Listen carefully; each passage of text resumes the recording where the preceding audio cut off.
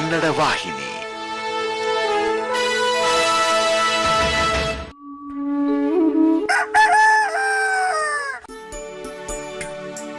ಹೊಲವನುಳುವ ಯೋಗಿ ನೀನು, ನಾಡಿಗೆ ಜೀವ ತುಂಬೋ ಕಾಮಧೇನು. ಹೊಲವನುಳುವ ಯೋಗಿ ನೀನು, ನಾಡಿಗೆ ಜೀವ ತುಂಬೋ ಕಾಮಧೇನು.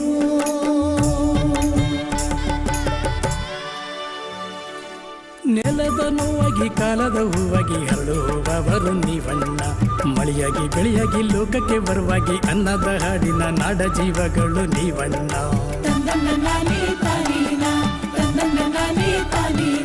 ದನಕುರಿ ಮೇಕೆ ಕೋಳಿ ಹಂದಿ ಮೀನು ಸಹಜ ಕೃಷಿಯ ಮಾಡೋಣ, ಹೂವು ಹಣ್ಣು ಕಾಯಿ ಮೇವು ತಾಳೆ ಬೇವು ಸಮಗ್ರ ಕೃಷಿಯ ಮಾಡೋಣ.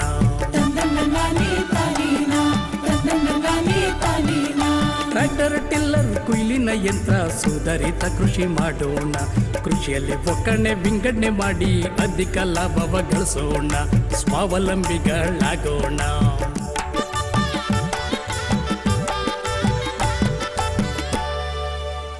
ಅನ್ನದಾತ ಸುಖೀ ಭವ ಎಂಬುದು ನಮ್ಮ ಸಂಸ್ಕೃತಿ. ನೇಗಿಲ ಯೋಗಿ ದೇಶದ ಬೆನ್ನೆಲುಬು. ಈ ಅನ್ನದಾತನನ್ನು ನಾವು ಸದಾ ಸ್ಮರಿಸೋಣ. ಆತನ ಕೈಯಿಂದ ಬೆಳೆದಂತಹ ದವಸ ಧಾನ್ಯಗಳನ್ನು ನಾವು ಗೌರವದಿಂದ ಸ್ವೀಕರಿಸೋಣ. ಕರ್ನಾಟಕ ರಾಜ್ಯದ ಕಲ್ಯಾಣ ಕರ್ನಾಟಕ ಭಾಗದ ಕಲಬುರಗಿ ಮತ್ತು ಯಾದಗಿರಿ ಜಿಲ್ಲೆಗಳು ಕರ್ನಾಟಕದ ದ್ವಿದಳ ಧಾನ್ಯಗಳ ಕಣಜವೆಂದೇ ಸುಪ್ರಸಿದ್ಧವಾಗಿವೆ. ಕಲಬುರಗಿಯ ಭೀಮಾ ತೊಗರಿ ಬೇಳೆಗೆ ಭೌಗೋಳಿಕ ಸೂಚ್ಯಂಕ ಅಂದ್ರೆ GI ಟ್ಯಾಗ್ ಮಾನ್ಯತೆ ದೊರೆತಿದೆ. ಭೀಮಾ ನದಿಯ ಫಲವತ್ತಾದ ಮಣ್ಣು ಈ ತೊಗರಿಗೆ ವಿಶಿಷ್ಟ ರುಚಿ, ಉತ್ತಮ ಪೌಷ್ಟಿಕಾಂಶ ಮತ್ತು ಶೀಘ್ರವಾಗಿ ಬೇಯುವಂತಹ ಗುಣವನ್ನು ನೀಡಿದೆ. ಇದು ಕೇವಲ ತೊಗರಿ ಬೇಳೆ ಅಷ್ಟೇ ಅಲ್ಲ, ನಮ್ಮ ಕರ್ನಾಟಕದ ಹೆಮ್ಮೆ ಕೂಡ ಹೌದು. ಕರ್ನಾಟಕ ಸರ್ಕಾರವು ಈ ತೊಗರಿಯನ್ನ ಭೀಮಾ ಪಲ್ಸಸ್ ಎಂಬ ಬ್ರ್ಯಾಂಡಿನೊಂದಿಗೆ ಜನಸಾಮಾನ್ಯರಿಗೆ ಒದಗಿಸ್ತಾ ಇದೆ. ನಮ್ಮ ನಾಡಿನ ಬ್ರ್ಯಾಂಡ್ಗಳನ್ನ ಪ್ರೀತಿಸೋಣ, ಬೆಂಬಲಿಸೋಣ ಮತ್ತು ಬೆಳೆಸೋಣ. ಭೀಮಾ ಪಲ್ಸಸ್ ತೊಗರಿಯನ್ನ BhimaPulses.com ವೆಬ್ಸೈಟ್ ಅಥವಾ ಅಮೆಜಾನ್ ಮೂಲಕವೂ ಸಹ ಖರೀದಿಸಬಹುದಾಗಿದೆ. ರೈತ ಬಾಂಧವರೇ ಹಾಗೂ ಚಂದ್ರವಾಹಿನಿಯ ನೆಚ್ಚಿನ ವೀಕ್ಷಕರೇ, ತಮಗೆಲ್ಲರಿಗೂ ಕೃಷಿ ಇಲಾಖೆಯ ಪ್ರಾಯೋಜಿತ ನೇಗಿಲ ಯೋಗಿ ಸರಣಿ ಕಾರ್ಯಕ್ರಮಕ್ಕೆ ಪ್ರೀತಿಯ ಸ್ವಾಗತ. ರೈತ ಬಾಂಧವರೇ, ಇವತ್ತು ನಾವು ಚಾಮರಾಜನಗರಕ್ಕೆ ಬಂದಿದ್ದೇವೆ. ನಮಗೆಲ್ಲ ಗೊತ್ತಿದೆ, ಚಾಮರಾಜನಗರ ವನ್ಯಜೀವಿ ಧಾಮಗಳ ನಾಡು, ಪಶ್ಚಿಮ ಘಟ್ಟಗಳ ತುತ್ತ ತುದಿ, ಪ್ರಾಕೃತಿಕ ಸೌಂದರ್ಯಕ್ಕೆ ಹೆಸರುವಾಸವಾದಂತಹ ನಾಡು ಹಾಗೂ ಇಲ್ಲಿನ ಗಿರಿ ಪರ್ವತ ಶಿಖರಗಳು ಸಹ ಅಷ್ಟೇ ಸುಪ್ರಸಿದ್ಧವಾಗಿದ್ದಾವೆ. ಸಾಂಸ್ಕೃತಿಕ ಮತ್ತು ಒಂದು ಪ್ರಕೃತಿಯ ಒಂದು ಸೌಂದರ್ಯಕ್ಕೆ ನಾವು ಮಾರು ಹೋಗುವಂತಹ ನಾಡು ಚಾಮರಾಜನಗರ. ರೈತ ಬಂದವರೇ, ಚಾಮರಾಜನಗರ ಧಾರ್ಮಿಕ ಕ್ಷೇತ್ರವಾಗಿಯೂ ಸಹ ಸುಪ್ರಸಿದ್ಧಿ ಪಡೆದಂತಹ ನಾಡು. ಶ್ರೀ ಹಿಮವದ್ ಗೋಪಾಲಸ್ವಾಮಿ ಬೆಟ್ಟದಲ್ಲಿ ಶ್ರೀಕೃಷ್ಣನ ದೇವಸ್ಥಾನವಿದೆ. ಹಾಗೆಯೇ ಶಿವನಿಗೆ ಸಮರ್ಪಿತವಾದಂತಹ ದೇವಸ್ಥಾನ ನಮ್ಮ ಮಲೈ ಮಹದೇಶ್ವರ ಬೆಟ್ಟದಲ್ಲಿದೆ. ಹಾಗೆಯೇ ಕನಕಗಿರಿ ಬೆಟ್ಟದಲ್ಲಿ ಜೈನ ಪುಣ್ಯಕ್ಷೇತ್ರವಿದೆ. ನನ್ನ ಹಿಂದೆ ಇಲ್ಲಿ ಶ್ರೀ ಚಾಮರಾಜೇಶ್ವರ ಸ್ವಾಮಿ ದೇವಸ್ಥಾನ ಸಹ ಈ ಒಂದು ನಗರದಲ್ಲಿಯೇ ಸುಪ್ರಸಿದ್ಧಿಯಾಗಿದೆ.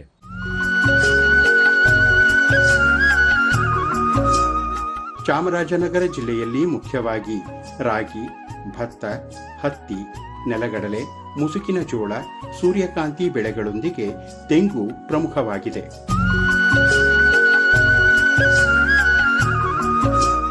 ತರಕಾರಿ ಸಹಿತ ಆಹಾರ ಪದಾರ್ಥಗಳ ಮೌಲ್ಯವರ್ಧನೆಗೆ ಸಮರ್ಪಕ ವ್ಯವಸ್ಥೆಯಾದರೆ ಕೃಷಿಕರ ಮುಖದಲ್ಲಿ ನಗುವನ್ನು ಮೂಡಿಸಬಹುದು. ರೈತ ಬಾಂಧವರೇ, ಚಾಮರಾಜನಗರ ತಾಲೂಕಿನ ದೇಮಳ್ಳಿ ಗ್ರಾಮದಲ್ಲಿ ನಡೆದ ಕೃಷಿ ಇಲಾಖೆಯ ಪ್ರಾಯೋಜಿತ ಕಾರ್ಯಕ್ರಮವನ್ನು ವೀಕ್ಷಿಸೋಣ ಬನ್ನಿ.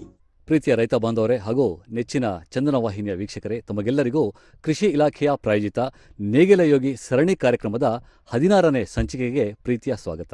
ರೈತ ಬಾಂಧವರೇ, ಇವತ್ತು ನಾವು ಚಾಮರಾಜನಗರ ಜಿಲ್ಲೆಯ ಚಾಮರಾಜನಗರ ತಾಲೂಕಿನ ಸಂತೆಹಮರಹಳ್ಳಿ ಹೋಬಳಿಯ ದೇಮಳ್ಳಿ ಅನ್ನುವ ಒಂದು ಗ್ರಾಮದಲ್ಲಿ ಈ ಒಂದು ನೇಗಿಲ ಯೋಗಿ ಸರಣಿ ಕಾರ್ಯಕ್ರಮವನ್ನು ಹಮ್ಮಿಕೊಂಡಿದ್ದೀವಿ. ಈ ಒಂದು ಚಾಮರಾಜನಗರ ತಾಲೂಕಿನ ಸುತ್ತಮುತ್ತಲ ಎಲ್ಲ ರೈತರು ಬಹಳ ಆಸಕ್ತಿಯಿಂದ ಬಂದು ಈ ಒಂದು ಕಾರ್ಯಕ್ರಮಕ್ಕೆ ಭಾಗಿಯಾಗಿದ್ದಾರೆ. ರೈತ ಬಾಂಧವರೇ, ನಮ್ಮೊಡನೆ ಇವತ್ತು ನಮ್ಮ ವೇದಿಕೆಯಲ್ಲಿ ವರ್ಷ ಕೃಷಿ ಬಗ್ಗೆ ಅಂದರೆ ಅದು ವಿಶೇಷವಾಗಿ ಬಾಳೆ ದಿಂಡಿನ ಒಂದು ನಾರಿನ ಮೂಲಕ ನಾಡಿನಾದ್ಯಂತ ಚಿರಪರಿಚಿತರಾದಂತಹ ಶ್ರೀಮತಿ ವರ್ಷಾ ಉಮ್ಮತ್ ಅವರು ಆಗಮಿಸಿದ್ದಾರೆ. ಅವರಿಗೆ ನಿಮ್ಮೆಲ್ಲರ ಪರವಾಗಿ ಸ್ವಾಗತವನ್ನು ಕೋರೋಣ. ಹಾಗೆಯೇ ಈ ಒಂದು ಕಾರ್ಯಕ್ರಮಕ್ಕೆ ಶ್ರೀ ನಿಶಾಂತ ಕಿಲಾರರವರು ಸಹಾಯಕ ಕೃಷಿ ನಿರ್ದೇಶಕರು, ವಿಷಯ ತಜ್ಞರು, ಚಾಮರಾಜನಗರ ಜಿಲ್ಲೆಯವರು, ಅವರು ಸಹ ಆಗಮಿಸಿದ್ದಾರೆ. ಅವರಿಗೆ ನಮ್ಮ ನಿಮ್ಮೆಲ್ಲರ ಪರವಾಗಿ ಸ್ವಾಗತವನ್ನು ಕೋರೋಣ. ಚಾಮರಾಜನಗರ ತಾಲೂಕಿನ ಸಹಾಯಕ ಕೃಷಿ ನಿರ್ದೇಶಕರಾದಂತಹ ಶ್ರೀಮತಿ ರೂಪಾ ಮೇಡಮ್ ಅವರು ಸಹ ಆಗಮಿಸಿದ್ದಾರೆ. ಅವರಿಗೂ ನಮ್ಮ ನಿಮ್ಮೆಲ್ಲರ ಪರವಾಗಿ ಸ್ವಾಗತ.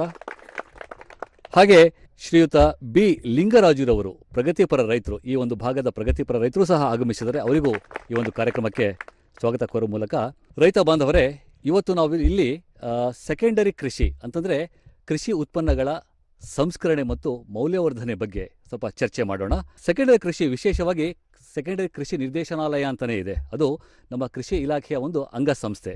ಸೊ ಇದರಲ್ಲಿ ಸ್ಥಳೀಯವಾಗಿ ಲಭ್ಯವಿರುವ ಪ್ರಾಥಮಿಕ ಕೃಷಿ ಹಾಗೂ ಜೈವಿಕ ಉತ್ಪನ್ನಗಳನ್ನು ಸಂಸ್ಕರಣೆ ಮಾಡುವ ಮೂಲಕ, ಮೌಲ್ಯವರ್ಧನೆ ಮಾಡುವ ಮೂಲಕ ಆರ್ಥಿಕವಾಗಿ ಸಬಲೀಕರಣರಾಗುವ ರೈತರಿಗೋಸ್ಕರ ಇರುವಂತಹ ಈ ಒಂದು ಸೆಕೆಂಡರಿ ಕೃಷಿ, ಇದರಲ್ಲಿ ಬಹಳ ವಿಶೇಷವಾಗಿ ಸ್ಥಳೀಯವಾಗಿ ಲಭ್ಯವಿರುವಂತಹ ಮಾನವ ಸಂಪನ್ಮೂಲಗಳನ್ನು ಬಳಕೆ ಮಾಡಿಕೊಂಡು, ಅದು ಕೈಗಾರಿಕೆ ಉದ್ದಿಮೆ ಆಗಿರ್ಬೋದು, ಕೈಗಾರಿಕೆ ಅಭಿವೃದ್ಧಿ ಆಗಿರ್ಬೋದು, ಹಾಗೆ ಆ ಒಂದು ಕೈಗಾರಿಕೆಗಳಲ್ಲಿ ಒಂದು ಸೇವೆಯಲ್ಲಿ ತೊಡಗಿಸಿಕೊಳ್ಳೋದಕ್ಕೆ ಪ್ರೇರೇಪಿಸೋದಕ್ಕೆ ಸೆಕೆಂಡರಿ ಕೃಷಿ ಇಲಾಖೆ ವತಿಯಿಂದ ಲಭ್ಯ ಇದೆ ನಮಗೆ. ಬನ್ನಿ ರೈತ ಬಂದವರೇ, ಇವಾಗ ನಾವು ವರ್ಷ 9 ಅಂದರೆ ಈ ಮಹಿಳೆ ನಮ್ಮ ಪ್ರಧಾನಮಂತ್ರಿಗಳಾದಂತಹ ಅವರೇನು ನಮಗೆ ಮನ್ ಕಿ ಬಾತ್ ಮಾಸಿಕ ರೇಡಿಯೋ ಕಾರ್ಯಕ್ರಮ, ಸೊ ಅದರಲ್ಲಿ 107ನೇ ಒಂದು ಸಂಚಿಕೆಯಲ್ಲಿ ವರ್ಷ 9 ಅವರ ಒಂದು ಮೌಲ್ಯವರ್ಧನೆ ಮಾಡುವ ಒಂದು ಕಾರ್ಯವನ್ನು ಅಲ್ಲಿ ಶ್ಲಾಘನೆ ಮಾಡಿದ್ದಾರೆ. ದಯಮಾಡಿ ಎಲ್ಲರೂ ಚಪ್ಪಾಳೆಯ ಮೂಲಕ ಅವರಿಗೆ ಅಭಿನಂದಿಸಬೇಕು ನಾವು. ಮೇಡಮ್, ದಯಮಾಡಿ ತಾವು ಈಗೇನು ಹೇಳಿದೆ ನಾನು, ತಮ್ಮ ಒಂದು ಕೃಷಿ ಮತ್ತು ಮೌಲ್ಯವರ್ಧನೆ ಅದ್ರ ಬಗ್ಗೆ ನಿಮಗೆ ಪ್ರೇರೇಪಣೆ ಏನು, ಹೇಗೆ ನಡೆದು ಬಂದ ಹಾದಿ ಹೇಗಿದೆ, ಸೊ ಅದ್ರ ಬಗ್ಗೆ ರೈತರಿಗೆ ಮಂದಟ್ಟು ಮಾಡ್ಕೊಳ್ಬೇಕು ಅಂತ ಹೇಳಿ ವಿನಂತಿ ಮಾಡ್ಕೊಳ್ತೇನೆ. ಇವತ್ತು ಇಲ್ಲಿ ಸೆಕೆಂಡರಿ ಕೃಷಿ ಅಂದರೆ ಮೌಲ್ಯವರ್ಧನೆ, ನಾವು ಬೆಳೆದಂಥ ಬೆಳೆಗೆ ಮೌಲ್ಯವರ್ಧನೆ ಬಗ್ಗೆ ಮಾತಾಡಲಿಕ್ಕೆ ಒಂದು ಸಂವಾದ ಥರ ಮಾಡ್ತಾ ಇದ್ದಾರೆ. ಮೊದಲನೇದಾಗಿ ನಾನು ಇಲ್ಲಿ ಉಮ್ಮತ್ತೂರಲ್ಲಿ ಬಾಳೆ ಬುಡದನ್ನು ಯೂಸ್ ಮಾಡಿ ಒಂದಷ್ಟು ನಾರು ಮಾಡಿ ಅದರಿಂದ ಹ್ಯಾಂಡಿಕ್ರಾಫ್ಟ್ ಆಗಿರ್ಬೋದು, ಉಪ್ಪಿನಕಾಯಿ, ಹಪ್ಪಳ, ಸಂಡಿಗೆ ಅವನ್ನೆಲ್ಲ ಮಾಡ್ತಾ ಇದ್ದೀವಿ. ಸೊ ಇಲ್ಲಿ ಒಂದು ಮೌಲ್ಯವರ್ಧನೆ ಮಾಡಿದ್ದೀನಿ. ಸೊ ನಾನು ಅದೇ ಬಾಳೆ ದಿಂಡಿಗೆ ಬೆಲೆ ಇಲ್ಲ, ಅದನ್ನು ಮೌಲ್ಯವರ್ಧನೆ ಮಾಡಿದಾಗ ಏನು ಬೆಲೆ ಸಿಗುತ್ತೆ ಅನ್ನೋದಕ್ಕೆ ಒಂದು ಉದಾಹರಣೆ ಆಗಿರ್ಬೋದು. ರೈತರು ಬರೀ ರೈತರಾಗದೆ ವ್ಯಾಪಾರಿಗಳಾಗಬೇಕು. ಯಾತಕ್ಕೆ ಅಂದರೆ ನಾವು ಬೆಳೆದ ಬೆಳೆಗೆ ಬೆಲೆ ಇಲ್ಲ, ಅದನ್ನು ನೀವು ಮೌಲ್ಯವರ್ಧನೆ ಮಾಡಿ. ಇವಾಗ ನಾನು ಉದಾಹರಣೆಗೆ ರಾಗಿ ಆಗಿರ್ಬೋದು, ರಾಗಿ ಬೆಳೆದವನಿಗೆ ಬೆಲೆ ಇಲ್ಲ, ಅದೇ ರಾಗಿ ಹಸಿಟ್ಟು ಮಾಡಿಬಿಟ್ಟು ಒಂದು ಪ್ಯಾಕೆಟ್ ಮಾಡಿ ಕೊಟ್ಟರೆ ಅದಕ್ಕೆ ಬೆಲೆ ಇದೆ. 10 ರೂಪಾಯಿ ಕೊಟ್ಟಿದ್ದ ರಾಗಿನವರು 50 ರೂಪಾಯಿಗೆ ಮಾರ್ತಾರೆ. ನಮಗೆ ಇಲ್ಲಿ ನೀವು ಅನ್ಕೋಬೋದು ನಾನು ಹೇಳೋದು ಈಸಿ, ಬಟ್ ಆದರೆ ಮಾಡೋದು ಕಷ್ಟ ಇದೆ. ಆದರೆ ಅದಕ್ಕೆ ಅಂತ ಸರ್ಕಾರದಿಂದ ಒಂದಷ್ಟು ಸವಲತ್ತುಗಳಿದ್ದಾವೆ. ಮತ್ತು ಕೃಷಿ ಸಹಾಯಕ KVKಗಳು ಸಪೋರ್ಟ್ ಮಾಡ್ತಾರೆ. ಮತ್ತು ಇವಾಗ ಸೆಕೆಂಡರಿ ಅಗ್ರಿಕಲ್ಚರ್ ಏನು ಸರ್ ಹೇಳ್ದಂಗೆ ಬೋರ್ಡ್ ಅಂತ ಇದೆ, ಅಲ್ಲಿಂದ ನಿಮಗೆ ಒಂದಷ್ಟು ಸಹಾಯನೂ ಸಿಗುತ್ತೆ. ಅದನ್ನು ತಗೊಂಡು ನೀವು ಒಬ್ಬರೇ ಮಾಡಬೇಕು ಅಂತೇನಿಲ್ಲ. ಇಲ್ಲಿ FBOಗಳು ಮಾಡಿಕೊಂಡು FBOಗಳ ಮುಖಾಂತರ ನೀವು ಒಂದಷ್ಟು ಪ್ರಾಡಕ್ಟ್ಸ್ಗಳನ್ನ ಮಾಡಿದಾಗ ಮೌಲ್ಯವರ್ಧನೆ ಆಗುತ್ತೆ, ನಿಮಗೂ ಅನುಕೂಲ ಆಗುತ್ತೆ, ಬೆಳೆದ ರೈತರಿಗೂ ಅನುಕೂಲ ಆಗುತ್ತೆ, ಮತ್ತು ಒಂದಷ್ಟು ಜನಕ್ಕೆ ಉದ್ಯೋಗ ಸೃಷ್ಟಿ ಮಾಡಿಕೊಟ್ಟಂಗೂ ಆಗುತ್ತೆ. ಈಗ ನಾನು ಇಲ್ಲಿ ಏನು ಮಾಡ್ತಾ ಇದ್ದೀನಿ, ನಾನು ಬೆಳೀತಾ ಇದ್ದೀನಿ, ನಾನು ಡೈರೆಕ್ಟಾಗಿ ಕೊಟ್ಬಿಟ್ಟಾಗ ಇರೋಂಥ ಇದೂ ಅದರಿಂದ ಇನ್ನೊಂದಷ್ಟು ಮಾಡೋದ್ರಿಂದ ಒಂದಷ್ಟು ಜನಕ್ಕೆ ಕೆಲಸ ಕೊಟ್ಟಿದ್ದೀನಿ. ಈಗ ಚಾಮರಾಜನಗರಕ್ಕೆ ಈಗ ಸಾಮಾನ್ಯವಾಗಿ ಒಂದು ಜಿಲ್ಲೆ ಒಂದು ಕ್ರಾಪ್ ಅಂತ ಹೇಳ್ತಾರೆ, ಅದಕ್ಕೆ ಚಾಮರಾಜನಗರ ಅರ್ಶಿನ, ನಮ್ಮಲ್ಲಿ ಅರ್ಶಿನ ಬೆಳೀತಾರೆ. ಬಟ್ ಅರ್ಶಿನ ಬೆಳೆದು ಯಾರೂ ಅರ್ಶಿನದ ಪುಡಿ ಮಾಡಲ್ಲ, ಅರ್ಶಿನ ಬೆಳೀತಾರೆ, ಕೊಟ್ಬಿಡ್ತಾರೆ. ಅದೇ ನೀವು ಅರ್ಶಿನ ಬೆಳೆದು ಅರ್ಶಿನ ನೀವೇ ಸಂಸ್ಕರಣೆ ಮಾಡಿ ಪೌಡರ್ ಮಾಡಿ ಮಾಡಿದಾಗ ಅದಕ್ಕೆ ನಿಮಗೆ ಒಂದಷ್ಟು ಬೆಲೆ ಸಿಗುತ್ತೆ. ಅದಕ್ಕೆ ನಮ್ಮ KVKಯಲ್ಲಿ ಅರ್ಶಿನ ಸಂಸ್ಕರಣಾ ಘಟಕನೂ ಇದೆ. KVKಯಲ್ಲಿ ಅದನ್ನು ನೀವು ಉಪಯೋಗಿಸ್ಕೊಂಡು ನೀವು ನಿಮ್ಮಲ್ಲೇ ನೀವೇನು ಬೆಳಿತೀರ ಅದನ್ನು ತೊಗೊಂಡೋಗಿ ಅಲ್ಲಿ ಅವ್ರ ಮುಖಾಂತರ ಮಾಡಿಸ್ಕೊಂಡು ಅದನ್ನು ನೀವು ಮೌಲ್ಯವರ್ಧನೆ ಮಾಡಿ ಒಂದಷ್ಟು ವ್ಯಾಪಾರ ಮಾಡ್ಬೋದು. ಮಾರ್ಕೆಟಿಂಗ್ ಇದಕ್ಕೆ ಅಂತಲೇ FBOಗಳಿದ್ದಾರೆ. FBOಗಳಿಗೆ ನೀವು ಟೈಅಪ್ ಆದರೆ ಅವರಿಗೆ ಕೊಟ್ಟರೆ, ಮತ್ತು ಕೃಷಿ ಈಗ ಮಹಿಳೆಯರಿಗೆ ಸಂಘಗಳು ಅಂತ ಮಾಡ್ತಾರೆ, ಆ ಸಂಘಗಳ ಮುಖಾಂತರನೂ ಮಾರ್ಕೆಟ್ ಮಾಡ್ತಾರೆ, FBOಗಳ ಮುಖಾಂತರನೂ ಮಾರ್ಕೆಟ್ ಮಾಡ್ತಾರೆ. ನೀವು ಮನಸ್ಸು ಮಾಡಬೇಕು, ರೈತರು ಮನಸ್ಸು ಮಾಡಿ ನಾನು ಇರೋವಂಥ ಬೆಳೆ ಬೆಳಿತೀನಿ, ಅದನ್ನು ಮೌಲ್ಯವರ್ಧನೆ ಮಾಡಿ ಒಂದಷ್ಟು ಜನಕ್ಕೆ ಅನುಕೂಲ ಮಾಡ್ತೀನಿ ಅಂತ ರೈತರು ಮನಸ್ಸು ಮಾಡಿದ್ರೆ ಎಲ್ಲ ರೈತರು ಸೇರಿ ನಮ್ಮೂರ ನನ್ನ ಒಂದಿದ್ರ ಪ್ರಕಾರ ನನಗೆ ಗೊತ್ತಿರೋ ಮಟ್ಟಿಗೆ ನಮ್ಮೂರಲ್ಲಿ FBO ಮಾಡ್ಕೋಬೋದು. ಸೊ ಅದೇ ರೀತಿ ನಮ್ಮೊಡನೆ ಇವತ್ತು ಶ್ರೀ ನಿಶಾಂತ ಕಿಲಾರರವರು ಸಹಾಯಕ ಕೃಷಿ ನಿರ್ದೇಶಕರು, ವಿಷಯ ತಜ್ಞರವರು. ಸೊ ಅವರು ಈ ಒಂದು ಕಾರ್ಯಕ್ರಮನ ಕುರಿತು ರೈತರಿಗೆ ಒಂದೆರಡು ಮಾಹಿತಿಗಳನ್ನ ಹಂಚ್ಕೋಬೇಕು ಅಂತ ಹೇಳಿ ತಮ್ಮ ಕೇಳ್ಕೊಳ್ತೀನಿ ಸರ್. ಈ ದಿನ ನಾವು ಶ್ರೀಮತಿ ವರ್ಷಾರವರ ಒಂದು ಜಮೀನಿನಲ್ಲಿ ಈ ದಿನ ಏನು ಸೆಕೆಂಡರಿ ಕೃಷಿಯ ಬಗ್ಗೆ ಚರ್ಚೆ ಮಾಡ್ತಾ ಇದ್ದೀವಿ. ಇದಕ್ಕೆ ಸರ್ಕಾರದಿಂದ ಪೂರಕವಾಗಿ ಯಾವ ಯೋಜನೆಗಳಿದೆ ಅನ್ನೋದ್ರ ಬಗ್ಗೆ ತಮಗೆ ತಿಳಿಸ್ಕೊಡ್ಲಿಕ್ಕೆ ಬಯಸ್ತೇನೆ. ಇದರಲ್ಲಿ ಮುಖ್ಯವಾಗಿ ಈಗ ಆಲ್ರೆಡಿ ನಾವು ಮಾತಾಡ್ತಾ ಇದ್ವಿ, ಏನು ಸೆಕೆಂಡರಿ ಕೃಷಿ ನಿರ್ದೇಶನಾಲಯ ಅಂತ ಏನಿದೆ ಅದು ತಾವೆಲ್ಲ ಗಮನಿಸಿರ್ಬೋದು. ನಮ್ಮ ಕರ್ನಾಟಕ ಸರ್ಕಾರ ಒಂದು 22ನೇ ಸಾಲಿನ ಆಯವ್ಯಯದಲ್ಲಿ ಮಂಡನೆ ಮಾಡ್ತು. ಅದು ಸೆಕೆಂಡರಿ ಕೃಷಿ ನಿರ್ದೇಶನಾಲಯ ಸ್ಥಾಪನೆ ಮಾಡ್ತು. ಅದರಲ್ಲಿ ಪ್ರಾಯೋಗಿಕವಾಗಿ 8 ಜಿಲ್ಲೆಗಳನ್ನ ಮಾತ್ರ ಆಯ್ಕೆ ಮಾಡ್ತು. ಅಂದರೆ ಅದನ್ನು ಪೈಲಟ್ ಬೇಸಿಸಲ್ಲಿ ಯಾವ ರೀತಿ ಅದು ರೈತರಿಗೆ ಆದಾಯ ಅಭಿವೃದ್ಧಿ ಮಾಡಲಿಕ್ಕೆ ಸಹಕಾರಿ ಆಗುತ್ತೆ ಅನ್ನೋದನ್ನ ಒಂದು ಪರೀಕ್ಷೆ ಮಾಡಲಿಕ್ಕೋಸ್ಕರ 8 ಜಿಲ್ಲೆಗಳನ್ನ ಆಯ್ಕೆ ಮಾಡ್ತು. ಅದರಲ್ಲಿ ಏನಪ್ಪ ಅಂದರೆ ಕಂಡೀಷನ್ಸು ಮುಖ್ಯವಾಗಿ ಕೃಷಿ ನಾವು ಬೆಳೆ ಕಟಾವು ಆದ ನಂತರ ಬರ್ತಕ್ಕಂಥ ಉತ್ಪನ್ನಗಳು ಮತ್ತು ಉಪ ಉತ್ಪನ್ನಗಳು. ಈಗ ಉತ್ಪನ್ನಗಳು ಅಂತ ಹೇಳಿದ್ರೆ ಯಾವುದೇ ಧಾನ್ಯಗಳಿರ್ಬೋದು, ಅದನ್ನು ಸಂಸ್ಕರಣೆ ಮಾಡಲಿಕ್ಕೆ ಮತ್ತು ಮೌಲ್ಯವರ್ಧನೆ ಮಾಡಲಿಕ್ಕೆ ಕ್ರಮ ವಹಿಸುವಂಥದ್ದು.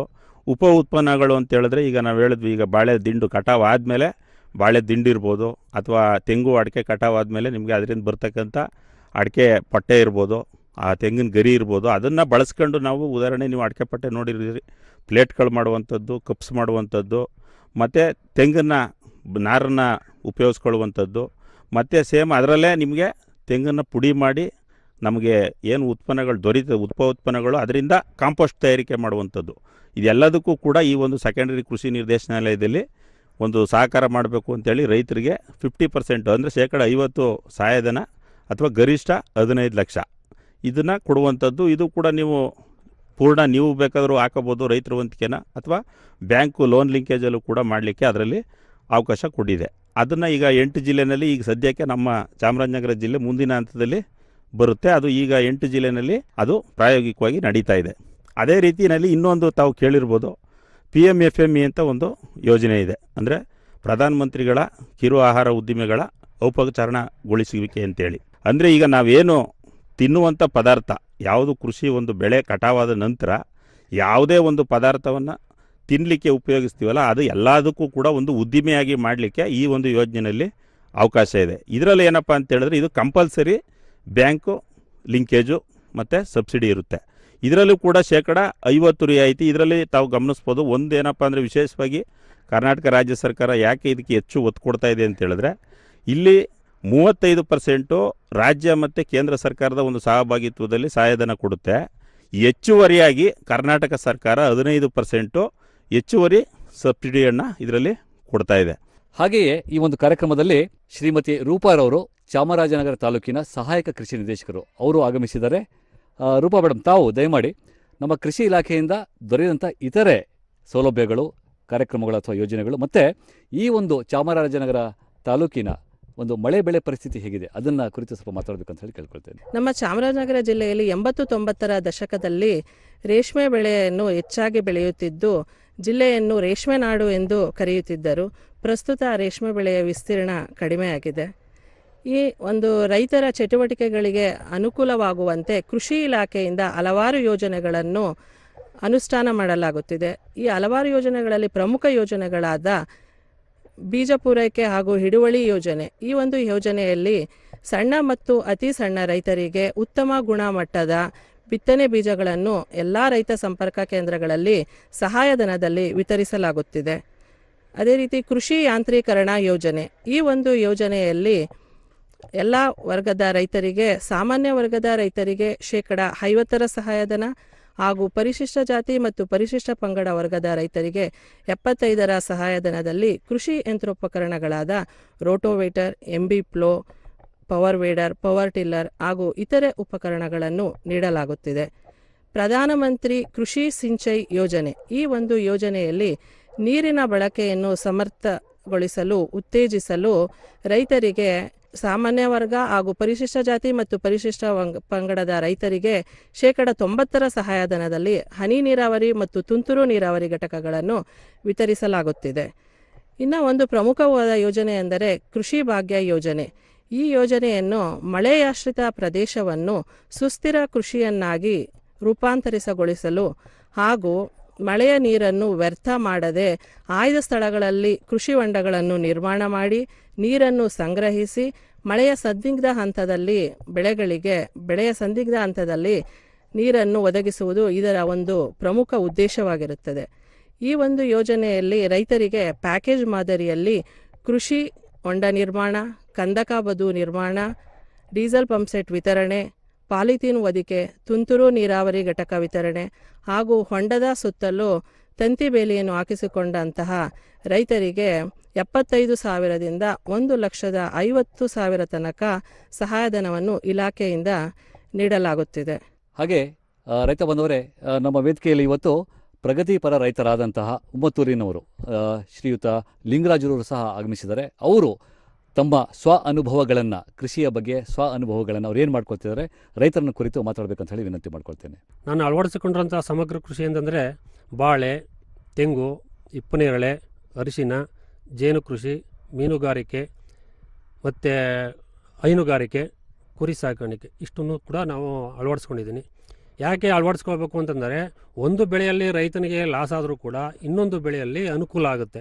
ಆ ದೃಷ್ಟಿಯಿಂದ ರೈತರು ಒಂದೇ ಬೆಳೆಯನ್ನೇ ಬೆಳೆಯದೆ ಹಲವಾರು ಬೆಳೆಗಳನ್ನು ಬೆಳೆಯೋದ್ರಿಂದ ರೈತರಿಗೆ ಅನುಕೂಲ ಆಗುತ್ತೆ. ಆ ದೃಷ್ಟಿಯಿಂದ ರೈತರು ಒಂದೇ ಬೆಳೆಯನ್ನು ಬೆಳೆದೆ ಹಲವಾರು ಬೆಳೆಗಳನ್ನು ಬೆಳೆದು ಅನುಕೂಲ ಮಾಡ್ಕೊಳ್ಬೇಕು ಅಂತ ತಮ್ಮಲ್ಲಿ ಕೇಳ್ಕೊತಾ ಇದ್ದೀನಿ. ಈ ಬಾಳೆ ಬೆಳೆಯಲ್ಲಿ ಅಂತಂದರೆ ನಾನು 5 ತಳಿಗಳನ್ನು ಹಾಕ್ಕೊಂಡಿದ್ದೀನಿ. ಯಾವ್ಯಾವುದು ಅಂತಂದರೆ ರಸಬಾಳೆ, ನೇಂದ್ರ, ಚಂದ್ರಬಾಳೆ, ಪಚ್ಚಬಾಳೆ, ಏಲಕ್ಕಿ. ಇಷ್ಟನ್ನು ಕೂಡ ಯಾವ ಮೆಥಡಲ್ಲಿ ಹಾಕ್ಕೊಂಡಿದ್ದೀನಿ ಅಂತಂದರೆ, ಈ ಮಾಮೂಲಿ ಮಾಡ್ತಾ ಇದ್ದಾರಲ್ಲ 6 ಅಡಿ ಅದನ್ನು ನಾನು ಅಳವಡಿಸ್ಕೊಂಡಿಲ್ಲ. ಗುಂಪು ಬಾಳೆ ಪದ್ಧತಿಯನ್ನು ಅಳವಡಿಸ್ಕೊಂಡ್ರೆ ರೈತರಿಗೆ ಅನುಕೂಲ ಅಂತ ನಾನು ಈ ಮೂಲಕ ತಮ್ಮಲ್ಲಿ ಕೇಳ್ಕೊತಾ ಇದ್ದೀನಿ. ಏನು ಬೆನಿಫಿಟ್ಸು ಇದರಲ್ಲಿ ಅಂತಂದರೆ, ಗುಂಪು ಬಾಳೆ ಹಾಕೊಂಡ್ರೆ ಒಂದು ಸಾರಿ ನೆಟ್ಟರೆ ಸುಮಾರು 15ರಿಂದ 20 ವರ್ಷ ನಾವು ಮೇಂಟೈನ್ ಮಾಡ್ಬೋದು.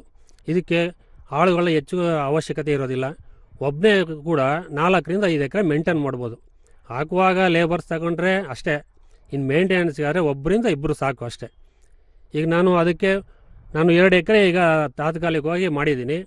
ಪ್ರತಿ ತಿಂಗಳು 90ರಿಂದ 100 ಗೊನೆ ಸಿಗುತ್ತೆ. ಪ್ರತಿ ತಿಂಗಳು ಕಟಾವಾಗುತ್ತೆ. 25ರಿಂದ ಒಂದು ತಿಂಗಳಿಗೆ ಕಟಾವು ಮಾಡ್ಬೋದು. ವರ್ಷ ಪೂರ್ತಿ ಸಿಗ್ತಾ ಇರುತ್ತೆ. ಒಂದು ಸಾರಿ ರೇಟ್ ಕಡಿಮೆ ಆದರೂ ಕೂಡ ಇನ್ನೊಂದು ಸಾರಿ ರೇಟ್ ಸಿಗುತ್ತೆ. ಈಗ ಕಳೆದ 2 ತಿಂಗಳ ಹಿಂದೆ ಒಂದು 30ರಿಂದ 40 ರೂಪಾಯಿ ಇತ್ತು. ಇವಾಗ 70ರಿಂದ 75 ರೂಪಾಯಿ ರೇಟ್ ಹೋಗ್ತಾ ಇದೆ ಮಾರ್ಕೆಟಲ್ಲಿ. ಈ ಥರ ಬ್ಯಾಲೆನ್ಸ್ ಪ್ರತಿ ತಿಂಗಳು ಸಿಗೋದ್ರಿಂದ ರೈತರಿಗೆ ನಷ್ಟ ಅನುಭವಿಸಲ್ಲ. ರೈತ ಬಾಂಧವರೇ, ಎಂದಿನಂತೆ ಅಂತಂದರೆ ಎಲ್ಲ ಒಂದು ಕೃಷಿ ಇಲಾಖೆಯ ಒಂದು ನೇಗಿಲ ಯೋಗಿ ಸರಣಿ ಕಾರ್ಯಕ್ರಮದಲ್ಲಿ ನಾವು ಕಾರ್ಯಕ್ರಮದ ಕೊನೆ ಹಂತದಲ್ಲಿ ಒಂದು ಪ್ರಶ್ನೆ ಕೇಳ್ತೀವಿ. 15ನೇ ಸಂಚಿಕೆಯ ಕಾರ್ಯಕ್ರಮದ ಕೊನೆ ಹಂತದಲ್ಲಿ ಒಂದು ಪ್ರಶ್ನೆ ಕೇಳಲಾಗಿತ್ತು. ಸಾಕಷ್ಟು ರೈತರು ಇಲ್ಲಿ ನಮಗೆ ಉತ್ತರಗಳನ್ನು, ಅದಕ್ಕೆ ಸರಿಯಾದ ಉತ್ತರವನ್ನು ನೀಡಿದ್ದಾರೆ. ಈ ಒಂದು ಲಕೋಟೆಯಲ್ಲಿ 3 ಅದೃಷ್ಟವಂತ ವಿಜೇತ ರೈತರು ಇದ್ದಾರೆ. ನಾನೀಗ ಪ್ರಥಮವಾಗಿ ವರ್ಷಾ ಉಮ್ಮತ್ತೂರು ಮೇಡಮ್ರವರಿಗೆ, ಮೇಡಮ್, ಇದರಲ್ಲಿ ಸಾಕಷ್ಟು ರಾಜ್ಯದ ವಿವಿಧ ಭಾಗಗಳಿಂದ ಉತ್ತರ ನೀಡುವಂತಹ ರೈತರ ಹೆಸರುಗಳಿದ್ದಾವೆ. ದಯಮಾಡಿ ಆ ಒಂದು ಗಾಜಿನ ಕುಂಡದಲ್ಲಿ ಎಲ್ಲ ರೈತರ ಹೆಸರನ್ನು, ಚೀಟಿಗಳನ್ನು ಹಾಕಿ ಆ ಒಂದು ಲಕೋಟೆ ಖಾಲಿ ಆಗಿರೋದನ್ನು ರೈತರಿಗೆ ತೋರಿಸ್ಬೇಕು ತಾವು.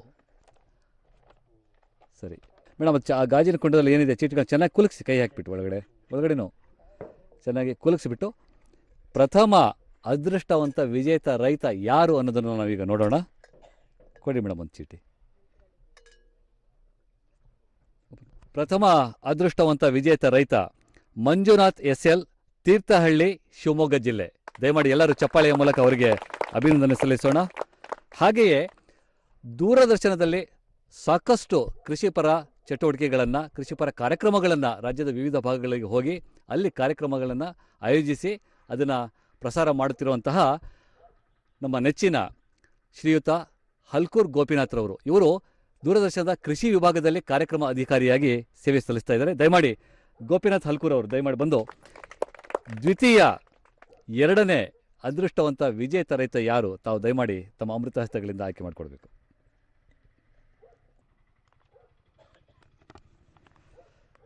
ಎರಡನೇ ಅದೃಷ್ಟವಂತ ವಿಜೇತ ಅಮೃತೇಶ ಸಂಗಮ, ಅಣ್ಣಿಗೇರಿ ತಾಲೂಕು, ಧಾರವಾಡ ಜಿಲ್ಲೆ.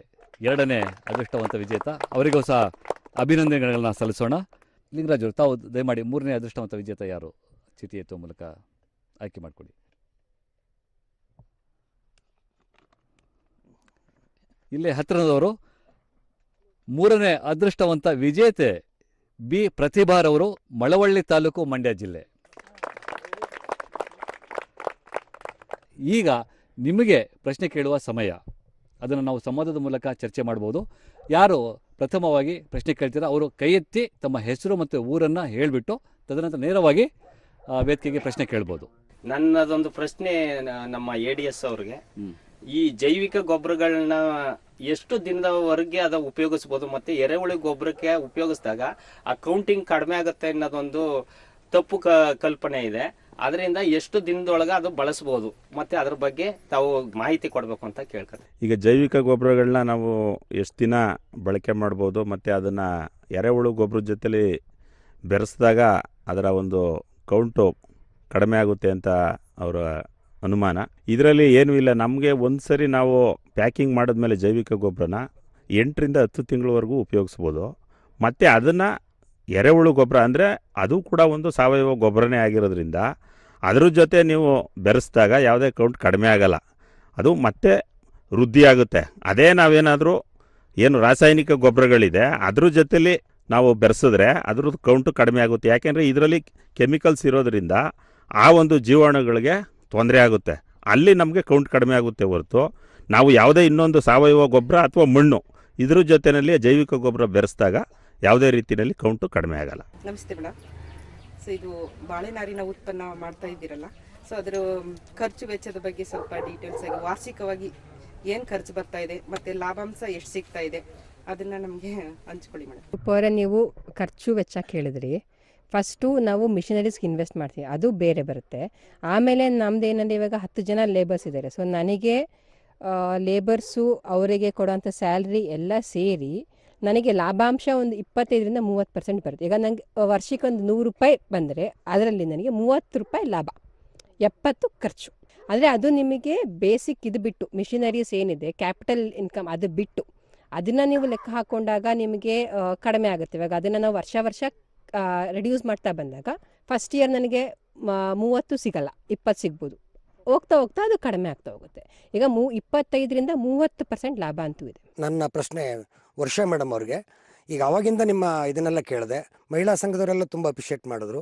ನೀವ್ಯಾಕೆ ಮಹಿಳಾ ಸಂಘದವ್ರಿಗೆ ಮತ್ತು ಬೇರೆಯವ್ರಿಗೆ ಕರೆದು ಈ ರೀತಿ ಪ್ರಯೋಜನ ಮಾಡ್ಕೊಳ್ಳಿ ಅಂತ ಯಾಕೆ ನೀವೊಂದು ಮಹಿಳೆಯರಿಗೆ ದಾರಿ ದೀಪ ಆಗಬಾರ್ದು? ಮುಂದಿನವ್ರಿಗೆ ನೀವು ಫ್ರೀಯಾಗಿ ಏನಾದರೂ ಕಲಿಸ್ಕೊಡ್ಬೋದಾ? ಬಸವರಾಜು ಸರ್ ನೀವು ಕೇಳಿದ್ರಿ ಒಂದಷ್ಟು ಮಹಿಳೆಯರಿಗೆ ಹೆಲ್ಪ್ ಮಾಡಿ ಅಂತ. ಇವಾಗ ಆಲ್ರೆಡಿ ನಮ್ಮಲ್ಲಿ ಈಗ 10 ಜನ ಮಹಿಳೆಯರು ವರ್ಕ್ ಮಾಡ್ತಿದ್ದಾರೆ, ಅವರಿಗೆ ಒಂದಷ್ಟು ಉದ್ಯೋಗ ಸೃಷ್ಟಿ ಮಾಡಿದ್ದೀನಿ. ಇನ್ನೂ ನಾನು ಇವತ್ತಿಗೂ ಸಹ ಯಾರು ಕಲಿಯೋಕ್ಕೆ ಬಂದರೆ ಇವಾಗ ನಾವು ಯಾರೇ ಬಂದರೂ ನಾನು ಇವತ್ತು ಬರಬೇಡಿ ಅಂತ ಹೇಳೋದಿಲ್ಲ, ಬಂದರೆ ಕಲ್ತ್ಕೊಳ್ಳಿ. ನಾವು ಏನು ಮಾಡ್ತಿದ್ದೀವಿ ನೋಡಿ ಅವ್ರಿಗೆ ತರಬೇತಿನೂ ಕೊಡ್ತೀವಿ. ಅವ್ರು ತರಬೇತಿ ಪಡ್ಕೊಂಡು ಅದನ್ನು ಇನ್ನೂ ನನಗಿಂತ ಚೆನ್ನಾಗಿ ಏನಾದ್ರು ಇವಾಗ ನಾನು ನನಗಿಂತ ಚೆನ್ನಾಗಿರೋರು ಇರ್ತಾರೆ. ಇವಾಗ ನಾನು ಏನೋ ಒಂದು ಅದಕ್ಕಿಂತ ಇನ್ನೂ ಡಿಫ್ರೆಂಟಾಗಿ ಮಾಡ್ತೀನಿ ಅಂದರೆ ಅವರಿಂದ ನಾನು ಕಲ್ತ್ಕೊಳ್ಳೋಕ್ಕೂ ರೆಡಿ ಇದ್ದೀನಿ, ಅವ್ರಿಗೂ ಕಲಿಸ್ಕೊಡ್ತೀನಿ. ಈಗ ನೇಗಿಲ ಯೋಗಿ ಕಾರ್ಯಕ್ರಮದಲ್ಲಿ ಇಷ್ಟೆಲ್ಲ ಪ್ರಶ್ನೆಗಳೆಲ್ಲ, ಆಮೇಲೆ ಶಿಥಿಲೀಕರಣ ಮಾಡೋದು ಹೇಗೆ, ಮೌಲ್ಯಾಧಾರಿತವಾಗಿ ಶೇಖರಣೆ ಮಾಡಬೇಕು ಅಂತ ಎಲ್ಲ ಹೇಳಿ ಇದಕ್ಕೆ ಸಾಕಾಗಷ್ಟು ಜನ ಸೇರ್ಕೊಂಡು ಅದನ್ನೀಗ ಮಾಡಬೇಕಾಗತ್ತೆ ಆ ಕಾರ್ಯಕ್ರಮಕ್ಕೆ. ಇಲ್ಲಿ ರೈತರು ಈಗಿನ ವ್ಯವಸಾಯ ಪದ್ಧತಿನಲ್ಲಿ ಭಾಳ ತೊಂದರೆಗೀಡಾಗ್ಯಾರ. ವೈಜ್ಞಾನಿಕವಾಗಿ ಕೃಷಿ ವಿಧಾನದಲ್ಲಿ ಟ್ಯಾಕ್ಟ್ರು, ಕಲ್ಟಿವೇಟ್ರು, ಟಿಲ್ಲರು ಇಂಥವು ಯಾವು ಬರಲಿಲ್ಲ ಅಂದರೆ ರೈತರು ಏನು ವ್ಯವಸಾಯನೇ ಮಾಡೋಕ್ಕಾಯ್ತಿಲ್ಲ. ಆದ್ದರಿಂದ ಇಂಥ ಉಪಯೋಗಗಳೆಲ್ಲ ಮಾಡಿಕೊಂಡು ಇದು ಮಾಡಿದ್ದಾರೆ. ಇದೇ ರೀತಿ ಇವಾಗ ಯಾವುದೇ ಫಸಲಿಗೆ ನಾವು ಬೆಳೆಬೇಕಾದ್ರೆ ನಾವು ಔಷಧಿ ಸಿಂಪಡಣೆ ಮಾಡಿದ್ರೆ ಬೆಳೆಯೋಕ್ಕೆ ಆಗಲ್ಲ. ಆ ಕಾರಣಕ್ಕೋಸ್ಕರ ನೀವು ರೈತರಿಗೆ ಏನಪ್ಪ ಅಂತಂದರೆ ಸಾವಯವ ಕೃಷಿ ವಿಧಾನನಿಗ ಒಂದು ಸ್ವಲ್ಪ ಹೆಚ್ಚಿನ ಮಟ್ಟದಲ್ಲಿ ಮಾಡೋಕ್ಕೆ ಒಂದು ಇದನ್ನೀಗ ಮೂಡಿಸ್ಬೇಕು. ಈಗ ನಮ್ಮ ಪ್ರಭುಸ್ವಾಮಿಯವರು ಕೇಳಿದಂಥ ಪ್ರಶ್ನೆ ಏನಪ್ಪ ಅಂತ ಹೇಳಿದ್ರೆ, ಈಗ ಇತ್ತೀಚೆಗೆಲ್ಲ ಮನುಷ್ಯರದು ಆರೋಗ್ಯ ವ್ಯತ್ಯಾಸ ಆಯ್ತಾ ಇದೆ, ಸಾವಯವ ಕೃಷಿ ಬಗ್ಗೆ ನಾವು ಹೆಚ್ಚಿಗೆ ಮಾತಾಡ್ತಾ ಇದ್ದೀವಿ. ಇದಕ್ಕೆ ಇಲಾಖೆಯಿಂದ ಏನು ಕಾರ್ಯಕ್ರಮಗಳನ್ನ ನೀಡ್ತಾ ಇದ್ದೀರಿ ಅಂತಕ್ಕಂಥದ್ದು. ಇದಕ್ಕೆ ಸಂಬಂಧಪಟ್ಟಂತೆ ಈಗ ಆಲ್ರೆಡಿ ತಮಗೆ ಗೊತ್ತಿರಬೇಕು, ಈಗ ಕೇಂದ್ರ ಸರ್ಕಾರ ಈ ಪ್ರಸಕ್ತ ಸಾಲಿನಿಂದನೇ ಒಂದು ರಾಷ್ಟ್ರೀಯ ಮಿಷನ್ ನೈಸರ್ಗಿಕ ಕೃಷಿ ಅಂತೇಳಿ ನೈಸರ್ಗಿಕ ಕೃಷಿಯ ಮೇಲೆ ಒಂದು ಪ್ರಾಯೋಗಿಕವಾಗಿ ಮಾಡಬೇಕು ಅಂತೇಳಿ ಪ್ರತಿ ಒಂದು ತಾಲೂಕಿಗೆ 125 ಹೆಕ್ಟೇರು ಒಂದು ವಿಸ್ತೀರ್ಣದಲ್ಲಿ ಪ್ರಾಯೋಗಿಕವಾಗಿ ಸಾವಯವ ಕೃಷಿ ಸಂಪೂರ್ಣವಾಗಿ ನೈಸರ್ಗಿಕವಾಗಿ ದೊರೆಯತಕ್ಕಂಥ ಉತ್ಪನ್ನಗಳನ್ನ ಉಪಯೋಗಿಸಿ ಕೃಷಿ ಮಾಡುವಂಥದ್ರ ಬಗ್ಗೆ ಈಗ ಚಟುವಟಿಕೆ ಪ್ರಾರಂಭ ಆಗಿದೆ. ಅದರಲ್ಲಿ ಈಗ ಆಲ್ರೆಡಿ ಎಲ್ಲ ತಾಲೂಕಿನಲ್ಲಿ, ಜಿಲ್ಲೆಯ ಎಲ್ಲ ತಾಲೂಕಿನಲ್ಲೂ ಕೂಡ ರೈತರುಗಳು ನೋಂದಾಯಿಸ್ಕೊಂಡಿದ್ದಾರೆ. ಅದರಲ್ಲಿ ಏನು ಮಾಡ್ತೀವಿ ಅಂದರೆ ಪ್ರಾಯೋಗಿಕವಾಗಿ ನಾವು 2-3 ಗ್ರಾಮಗಳನ್ನ ಸೇರಿ ಒಂದು ಕ್ಲಸ್ಟರ್ ಅಂತ ಮಾಡಿ ಅಲ್ಲಿ ಒಂದು ಕ್ಲಸ್ಟರ್ ಕೇಂದ್ರವನ್ನು ಆಯ್ಕೆ ಮಾಡ್ತೀವಿ. ಅಂದರೆ ಕ್ಲಸ್ಟರ್ ಕೇಂದ್ರ ಯಾವುದು ಆಯ್ಕೆ ಮಾಡ್ತೀವಿ ಅಂತ ಹೇಳಿದ್ರೆ, ಈಗ ಆಲ್ರೆಡಿ ಯಾರು ಸಾವಯವ ಕೃಷಿ ಅಥವಾ ನೈಸರ್ಗಿಕ ಕೃಷಿ ಮಾಡ್ತಾ ಇದ್ದಾರೆ, ಈಗ ಜೈವಿಕ ಗೊಬ್ಬರ ಬಳಸಿ ಅಥವಾ ಜೀವಾಮೃತ, ಬೀಜಾಮೃತ ಇವೆಲ್ಲ ಬಳಸಿ ಯಾರು ಮಾಡ್ತಾ ಇದ್ದಾರೆ ಅವ್ರನ್ನ ಗುರುತು ಮಾಡಿ ಅವರಿಂದ ಸಂಪನ್ಮೂಲವನ್ನು ಇತರೆ ರೈತರಿಗೆ ಕೊಡಿಸಿ ಅವರು ಕೂಡ ಅವ್ರದೇ ರೀತಿಯಲ್ಲಿ ನೈಸರ್ಗಿಕವಾಗಿ ಬೆಳೆಯನ್ನು ಬೆಳೀಲಿಕ್ಕೆ ಉತ್ತೇಜನವನ್ನು ಸರ್ಕಾರ ಕೊಡ್ತಾ ಇದೆ. ಇದ್ರ ಜೊತೆಗೆ ರೈತರು ಆ ಬೆಳೆದಂಥ ಬೆಳೆಗಳನ್ನು ಕೂಡ KSOCA ಅಂತೇಳಿ ಇದೆ, ಅಂದರೆ ಒಂದು ಆ ಸಾವಯವ ಒಂದು ಪದಾರ್ಥಗಳನ್ನ ನೋಂದಣಿ ಮಾಡಿಸ್ಲಿಕ್ಕೆ ಮೈಸೂರಿನಲ್ಲಿ ಒಂದು ಸಂಸ್ಥೆ ಇದೆ, ಕರ್ನಾಟಕ ಸರ್ಕಾರದ್ದೇ. ಆ ಸಂಸ್ಥೆಯಿಂದ ಕೂಡ ಯಾರು ಈಗ ನೈಸರ್ಗಿಕ ಕೃಷಿ ಮಾಡಲಿಕ್ಕೆ ನೋಂದಾಯಿಸ್ಕೊಂಡಿರ್ತಾರೆ ಆ ಒಂದು ರೈತರನ್ನ ಆ ಒಂದು ಏಜೆನ್ಸಿ ಮುಖಾಂತರ ನೋಂದಣಿ ಮಾಡಿ ಅವ್ರಿಗೆ ಒಂದು ಸರ್ಟಿಫಿಕೇಟ್ನು ಕೂಡ ಕೊಡ್ತೀವಿ. ಆವಾಗ ಅವ್ರಿಗೆ ಅದು ಮುಂದೆ ಬ್ರ್ಯಾಂಡ್ ಆಗಲಿ ಅಂತ. ಯಾಕೇಳಿ ಇದು ಸಾವಯವ, ಸಂಪೂರ್ಣ ಸಾವಯವವಾಗಿ ಬೆಳೆದಿರುವಂಥ ಪದಾರ್ಥ ಅಂತೇಳಿ ಅವ್ರಿಗೆ ಒಂದು ದೃಢೀಕರಣ ನೀಡಬೇಕು ಅಂತೇಳಿ ಅದನ್ನು ಕೂಡ ಸರ್ಕಾರ ಮಾಡ್ತಾ ಇದೆ. ಅದು ಈ ವರ್ಷದಿಂದನೇ ಚಾಲೂನಲ್ಲಿದೆ. ರೈತ ಬಂಧವರೇ ನಮಸ್ಕಾರ. ಕೃಷಿ ಇಲಾಖೆ ಪ್ರಾಯೋಜಿತ ನೇಗಿಲ ಯೋಗಿ ಕಾರ್ಯಕ್ರಮದ 16ನೇ ಸಂಚಿಕೆಯ ಪ್ರಶ್ನೆ ಕೇಳುವ ಸಮಯ ಈಗ ನಿಮ್ಮ ಮುಂದೆ. ಪ್ರಶ್ನೆ: ಸೆಕೆಂಡರಿ ಕೃಷಿ ಹಾಗೂ ಕೃಷಿ ಸಂಸ್ಕರಣೆ ಮತ್ತು ಮೌಲ್ಯವರ್ಧನೆ ಏನನ್ನು ಸೂಚಿಸುತ್ತದೆ? ಉತ್ತರ 1 ನಿರಂತರ ಆದಾಯ, ಉತ್ತರ 2 ದುಪ್ಪಟ್ಟು ಆದಾಯ. ಪ್ರಶ್ನೆ ಮತ್ತೊಮ್ಮೆ: ಸೆಕೆಂಡರಿ ಕೃಷಿ ಹಾಗೂ ಕೃಷಿ ಸಂಸ್ಕರಣೆ ಮತ್ತು ಮೌಲ್ಯವರ್ಧನೆ ಏನನ್ನು ಸೂಚಿಸುತ್ತದೆ? ಉತ್ತರ 1 ನಿರಂತರ ಆದಾಯ, ಉತ್ತರ 2 ದುಪ್ಪಟ್ಟು ಆದಾಯ. ನಿಮ್ಮ ಉತ್ತರಗಳನ್ನು ನಮಗೆ ಕಳುಹಿಸಲು ನಮ್ಮ ವಾಟ್ಸಪ್ ಸಂಖ್ಯೆ 9480118811. ವಾಟ್ಸಪ್ ಸಂಖ್ಯೆ ಮತ್ತೊಮ್ಮೆ 9480118811. ಉತ್ತರಗಳನ್ನು ಕಳುಹಿಸಲು ಇಂದು ರಾತ್ರಿ 8ರವರೆಗೆ ಮಾತ್ರ ಅವಕಾಶ. ರೈತ ಬಾಂಧವರೇ, ಇಲ್ಲಿಗೆ ಈಗ ಈ ಒಂದು ನಮ್ಮ ಕೃಷಿ ಇಲಾಖೆಯ ನೇಗಿಲ ಯೋಗಿ ಕಾರ್ಯಕ್ರಮದ ಅಂತಿಮ ಹಂತಕ್ಕೆ ಬಂದಿದ್ದೇವೆ. ರೈತ ಬಾಂಧವರೇ, ಬರುವ ಫೆಬ್ರವರಿ ತಿಂಗಳಲ್ಲಿ ಪ್ರಾಯಶಃ 6, 7, 8 ಅಂತೇಳಿ ದಿನಾಂಕ ನಿಗದಿಪಡಿಸಲಾಗಿದೆ. ಎಂದಿನಂತೆ ಈ ವರ್ಷವೂ ಸಹ ನಮ್ಮ ಕೃಷಿ ಇಲಾಖೆ ವತಿಯಿಂದ ವಾಣಿಜ್ಯ ಮೇಳ, ನಾವೇನು ಸಿರಿಧಾನ್ಯ ಮತ್ತು ಸಾವಯವ ವಾಣಿಜ್ಯ ಮೇಳ ನಡೀತಾ ಇತ್ತೋ ಅದೇ ರೀತಿ ಈ ವರ್ಷವೂ ಸಹ ಒಂದು ವಾಣಿಜ್ಯ ಮೇಳ ನಡೆಯುತ್ತೆ. ದಯಮಾಡಿ ಹೆಚ್ಚಿನ ಸಂಖ್ಯೆಯಲ್ಲಿ ಆಗಮಿಸಿ ಅಲ್ಲಿ ನಡೆಯುವಂತಹ ಕಾರ್ಯಕ್ರಮಗಳು, ರೈತರ ಸಂವಾದಗಳು, ವಿದೇಶಗಳಿಂದ ಬರುವಂತಹ ವಿಜ್ಞಾನಿಗಳಿಂದ ಆ ಒಂದು ಮಾಹಿತಿಯನ್ನು ಪಡೆದುಕೊಳ್ಬೇಕು. ತಾವು ವಸ್ತು ಪ್ರದರ್ಶನ ಇರುತ್ತೆ, ಎಲ್ಲ ಮಾಹಿತಿಗಳನ್ನು ಪಡೆದುಕೊಂಡು ತಾವು ಸಹ ಆ ಒಂದು ಕೃಷಿ ಪದ್ಧತಿಗಳನ್ನು ಅಳವಡಿಸ್ಕೊಳ್ಬೇಕಂತ ಹೇಳ್ತಾ ಈ ಒಂದು ಕೃಷಿ ಇಲಾಖೆಯ ಪ್ರಾಯೋಜಿತ ನೇಗಿಲ ಯೋಗಿ ಸರಣಿ ಕಾರ್ಯಕ್ರಮದ 16ನೆಯ ಒಂದು ಸಂಚಿಕೆಯನ್ನು ನಾವು ಇಲ್ಲಿಗೆ ಸಂಪನ್ನಗೊಳಿಸ್ತಿದ್ದೀವಿ. ರೈತ ಬಾಂಧವರೇ, ಮತ್ತೆ ನಾವು ನೇಗಿಲ ಯೋಗಿ ಕಾರ್ಯಕ್ರಮದ 17ನೇ ಸಂಚಿಕೆಯನ್ನು ಮುಂದಿನ ಜಿಲ್ಲೆಯಲ್ಲಿ ಭೇಟಿಯಾಗೋಣ. ನಮಸ್ಕಾರ. ಅನ್ನದಾತ ಸುಖೀ ಭವ ಎಂಬುದು ನಮ್ಮ ಸಂಸ್ಕೃತಿ. ನೇಗಿಲ ಯೋಗಿ ದೇಶದ ಬೆನ್ನೆಲುಬು. ಈ ಅನ್ನದಾತನನ್ನು ನಾವು ಸದಾ ಸ್ಮರಿಸೋಣ. ಆತನ ಕೈಯಿಂದ ಬೆಳೆದಂತಹ ದವಸ ಧಾನ್ಯಗಳನ್ನು ನಾವು ಗೌರವದಿಂದ ಸ್ವೀಕರಿಸೋಣ. ಕರ್ನಾಟಕ ರಾಜ್ಯದ ಕಲ್ಯಾಣ ಕರ್ನಾಟಕ ಭಾಗದ ಕಲಬುರಗಿ ಮತ್ತು ಯಾದಗಿರಿ ಜಿಲ್ಲೆಗಳು ಕರ್ನಾಟಕದ ದ್ವಿದಳ ಧಾನ್ಯಗಳ ಕಣಜವೆಂದೇ ಸುಪ್ರಸಿದ್ಧವಾಗಿವೆ. ಕಲಬುರಗಿಯ ಭೀಮಾ ತೊಗರಿ ಬೇಳೆಗೆ ಭೌಗೋಳಿಕ ಸೂಚ್ಯಂಕ ಅಂದ್ರೆ GI ಟ್ಯಾಗ್ ಮಾನ್ಯತೆ ದೊರೆತಿದೆ. ಭೀಮಾ ನದಿಯ ಫಲವತ್ತಾದ ಮಣ್ಣು ಈ ತೊಗರಿಗೆ ವಿಶಿಷ್ಟ ರುಚಿ, ಉತ್ತಮ ಪೌಷ್ಟಿಕಾಂಶ ಮತ್ತು ಶೀಘ್ರವಾಗಿ ಬೇಯುವಂತಹ ಗುಣವನ್ನು ನೀಡಿದೆ. ಇದು ಕೇವಲ ತೊಗರಿ ಬೇಳೆ ಅಷ್ಟೇ ಅಲ್ಲ, ನಮ್ಮ ಕರ್ನಾಟಕದ ಹೆಮ್ಮೆ ಕೂಡ ಹೌದು. ಕರ್ನಾಟಕ ಸರ್ಕಾರವು ಈ ತೊಗರಿಯನ್ನ ಭೀಮಾ ಪಲ್ಸಸ್ ಎಂಬ ಬ್ರ್ಯಾಂಡಿನೊಂದಿಗೆ ಜನಸಾಮಾನ್ಯರಿಗೆ ಒದಗಿಸ್ತಾ ಇದೆ. ನಮ್ಮ ನಾಡಿನ ಬ್ರ್ಯಾಂಡ್ಗಳನ್ನ ಪ್ರೀತಿಸೋಣ, ಬೆಂಬಲಿಸೋಣ ಮತ್ತು ಬೆಳೆಸೋಣ.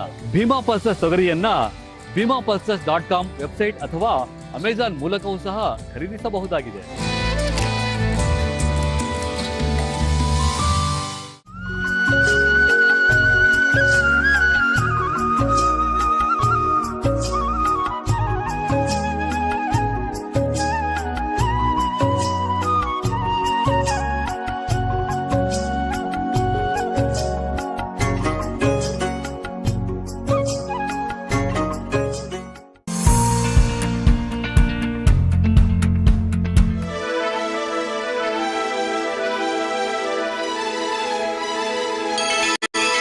ಬಾರಿಸು ಕನ್ನಡ ಇಂದಿ